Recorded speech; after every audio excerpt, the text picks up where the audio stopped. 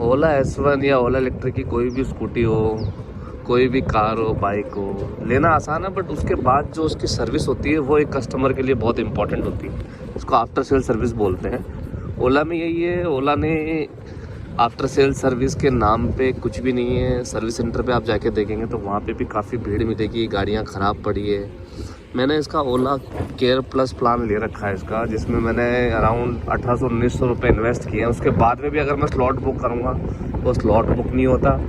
Issues भी इस गाड़ी में बहुत है। एक तो इसका जो सॉफ्टवेयर है उसमें बहुत बग है, बार बार ऑटोमेटिक खुद ब खुद रिस्टार्ट के लिए बोलता है। सॉफ्टवेयर में बग आ जाता है कि आप इसको रिस्टार्ट करो। फिर आ जाएँ अपन इसके ब्रेक पैड, तो ब्रेक पैड बहुत जल्दी जाते हैं। जिस तरफ इसका शॉकर आर्म है, शॉकर आर्म की तरफ का जो ब्रेक पैड है वो बहुत जल्दी घिसता है। अगर उसको कंपेयर करें अपन दूसरे साइड वाले ब्रेक पैड से, अगर आप ब्रेक पैड का सेट देखेंगे कभी खुलवा के, तो एक साइड का सेट तो इसका पूरा घस जाएगा, एक साइड का सेट 50-60% से भी अबव उसमें माल रहता है। तो उसमें इशू है ही है इसके अंदर। तो सीट में इशू है, इसकी सीट नीचे बैठ जाती है। मैं ओला S1 और S1 Pro की बात कर रहा हूँ। जो उसमें सीट आई थी वो इसकी जहाँ अपन बैठते हैं फ्रंट साइड में, वहाँ से नीचे बैठ जाती है। तो उसके अंदर आप कितनी चेंज करवा लो कोई सॉल्यूशन नहीं है। बस अब जाके उसमें एक अपडेट दिया है कि जो S1 Air और S1 Pro जनरेशन 2 में जो सीट आ रही है वो इसके लिए बेस्ट है। अब आप देखिए, मैंने इसको तकरीबन 14,500 किलोमीटर के आसपास चला दिया है। मैंने एक बार दोनों ब्रेक पैड चेंज करा दिए, जिसमें मैं ब्रेक पैड बहुत कम यूज़ करता हूँ। दूसरा, जब इसको स्लॉट बुक करना होता है ऑनलाइन, तो स्लॉट बुक करते हैं तो होम सर्विस के लिए तो स्लॉट ही नहीं आता, बोला अवेलेबल नहीं है आपके लोकेशन पे। तो इश्यूज़ बहुत ज़्यादा है, इतने इश्यूज़ हैं कि इस सर्विस के नाम पे कुछ भी नहीं है। आप ट्विटर पे टैग करते रहो इनको, कंप्लेंट डाल दो इनकी, कोई फ़र्क नहीं पड़ता इनके लिए। पर बात है ओला केयर प्लस प्लान की। आपने ये फ्री पिकअप एंड ड्रॉप के लिए सर्विस ली है, लेबर फ्री के लिए लिया आपने, आपके पार्ट चेंज हो, बट आपकी जब टिकट ही रेस नहीं होगी, आपके घर का जो स्लॉट है वो अवेलेबल ही नहीं है, तो आप क्या करेंगे? तो इस पर ओला को थोड़ा ध्यान देना चाहिए। जो घर की सर्विस है उसको थोड़ा इम्प्रूव करना चाहिए, ताकि कस्टमर ने अगर 1800-2000, किसी ने तो 3-3 हज़ार रुपये में भी बुक इसका ओला केयर प्लस प्लान परचेज़ किया है, तो उसको वो सर्विस मिलनी चाहिए उस अकॉर्डिंग। कि अगर उसको घर पे सही करवाना तो उसको घर का स्लॉट खाली रहना चाहिए। है ही नहीं, अवेलेबल ही नहीं है। चलो खाली नहीं है सेम डे के लिए, तो 2 दिन, 5 दिन, 10 दिन बाद का दिखा दो स्लॉट, बट कुछ भी नहीं दिखाएगा वो दिखाएगा कि स्लॉट अवेलेबल ही नहीं है। उसका स्क्रीनशॉट मैं अटैच करूँगा।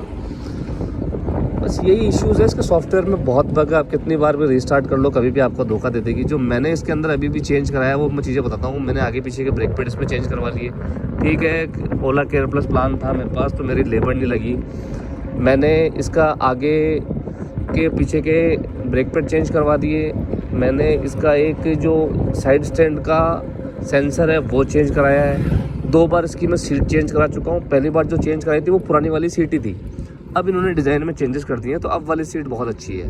वो फोल्ड भी नहीं होती है, और उसकी सिटिंग जो उसका पोस्चर है वो भी चेंज हुआ है। सिटिंग पोस्चर में काफ़ी चेंजेस किए गए हैं, वो भी मैं आपको दिखाऊंगा अभी। कि उसके अंदर साइड में ब्रैकेट वगैरह दे दिए, तो वो सीट अंदर की तरफ बैठती नहीं है। फिर इसका हिल होल्ड का फीचर दिया है अभी, वो हिल होल्ड फीचर कभी काम करता है कभी नहीं करता। मतलब मन मर्जी का काम है सारे। इनको ये जो चीज़ें एक साथ दे देनी चाहिए थी वो उनको रुक रुक के दे रहे हैं, हाइप बना के सेल्स के लिए। गाड़ियाँ अच्छी खासी नंबर में बिक रही है, बट उससे ज़्यादा गाड़ियाँ सर्विस सेंटर पर खड़ी है सही होने के लिए। कई कस्टमर परेशान हैं, कई कस्टमर ऐसे भी हैं जिनसे मेरी बात होती है कि उनको 2-3 दिन गाड़ी लिए हुए हैं। मैं S1 एयर और अभी Gen 2 जो आ रहा है उसकी बात कर रहा हूँ, उनकी गाड़ियाँ 3-3, 4-4 बार ख़राब हो गई। तो वो ये ब्रेकडाउन होने के इश्यूज़ इसमें बहुत ज़्यादा है। उस ब्रेकडाउन से बचने के लिए आदमी ने ओला केयर प्लस प्लान लिया, ताकि उसको इंस्टेंट सर्विस मिल जाए, काम अच्छे से रिजॉल्व हो जाए, बट हो नहीं पाता वो काम। तो उस पर ओला को थोड़ा ध्यान देना चाहिए। जो इसकी सर्विस का जो पार्ट है उसको बहुत इम्प्रूव करना चाहिए, ताकि इन फ्यूचर ऐसे इश्यूज़ ना आए। ठीक है, मानते हैं कि गाड़ी निकलती है, कोई भी आती है तो उसमें दिक्कत आती है। OEM गाड़ियों में भी आती है, चाहे महिंद्रा हो, मारुति हो, TVS हो, हीरो हो, सब में आती है। बट वो उसको अपडेशन निकालते हैं उनका कि इस स्लॉट के अंदर इतने इतने जो 33 नंबर की गाड़ियाँ थी उनमें ये इश्यूज़ आया है, उसको वो रिजॉल्व भी करते हैं। खुद कस्टमर को फ़ोन करते हैं कि सर आपकी गाड़ी का ये पार्ट फॉल्टी है तो हम इसको चेंज करेंगे। तो वो गाड़ियों को रोल आउट करते हैं, अपडेशन निकालते हैं, फिर उनका जो CRM होता है वो कस्टमर्स को फ़ोन भी करता है, बट ओला में ऐसा कुछ नहीं है, फ़ोन वोन का सिस्टम नहीं है। ओला में तो आप कस्टमर ने अगर दिक्कत पकड़ ली तो आप उनके पीछे पीछे घूमते रहो, सही कराते रहो।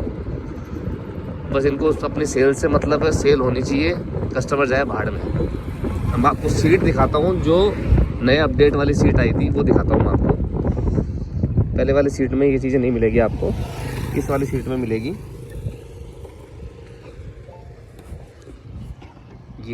ये जो चीज़ें देख रहे हो ना आप, ये नए वाले मॉडल की सीटें में मिलेगी। आप तो कभी भी चेंज करवाएं तो ये जो आपको दिख रहा है ना, यहाँ यहीं से फोल्ड होती थी, तो जिसमें ये हो वही चेंज करवाएं, जो S1 एयर और S1 प्रो Gen 2 के अंदर आ रही है।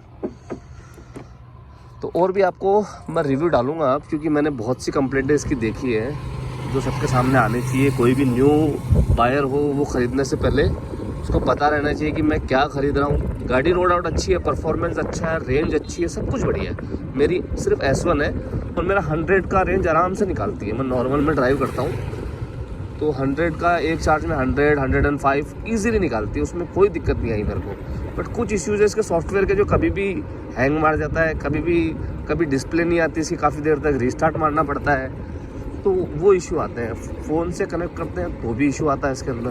तो ये चीज़ें अगर ओला इम्प्रूव कर ले तो और अच्छा रहे। और आपको इसी तरह की टेक वीडियोस अगर आपको और देखनी हो तो चैनल को सब्सक्राइब जरूर कर लें, ताकि आपके पास नोटिफिकेशन और अपडेट ओला S1 के रिगार्डिंग मिलता रहे। धन्यवाद।